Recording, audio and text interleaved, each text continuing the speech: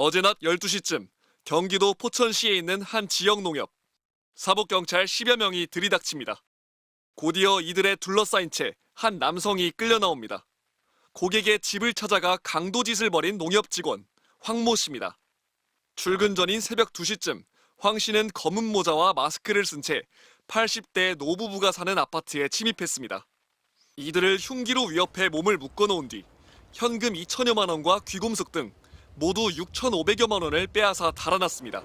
참았어 내가. 많이 놀랬지.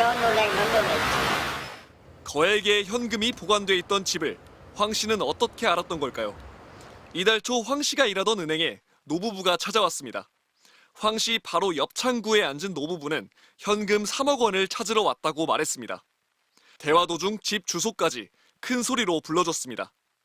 엿들은 정보가 범행의 발단이었습니다. 황 씨는 노부부가 사는 아파트 단지를 찾아와 침입 방법을 짰고 흉기와 케이블 타이까지 직접 구매했습니다. 범행을 마친 황 씨는 집에 들러 옷을 갈아입은 뒤 아무 일 없다는 듯 출근했습니다. 출근했을 땐 좀 상태가 어때 보이셨어요? 뭐 정상적이죠. 그냥 평소하고 다름이 없었죠. 나와서 청소도 하고. 은행 직원이 고객 정보를 범행에 악용했다는 사실에 시민들은 불안에 떨었습니다. 은행원이 그랬다는데 더 충격이죠. 더 큰 충격이고 어떻게 앞으로 돈을 찾으며. 스마트폰 금융거래가 익숙하지 않은 고령층은 걱정이 더 컸습니다.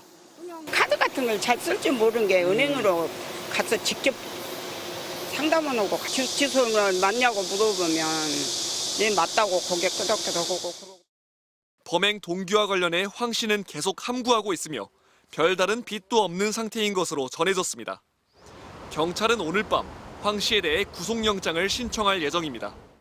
농협은 경찰 수사가 마무리되는 대로 내부 대책을 마련하겠다고 밝혔습니다. MBC 뉴스 조건입니다.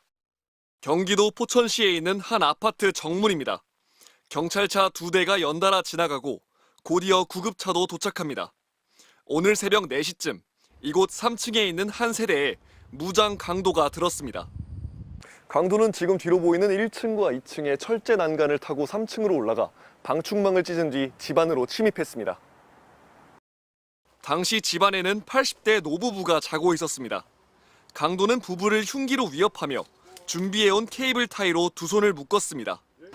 이후 집안에 있던 수천만 원어치의 귀금속과 현금을 갖고 달아났습니다. 강도를 제지하려던 할아버지는 손을 다쳐 병원으로 옮겨졌습니다.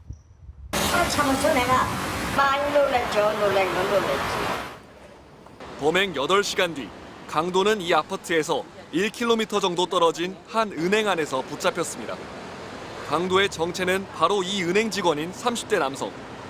새벽에 강도짓을 저지르고 아침 8시 태연히 출근해 일하다 동선을 추적해온 경찰에 붙잡힌 겁니다. 그냥 평소하고 다름이 없었죠. 나와서 청소도 하고.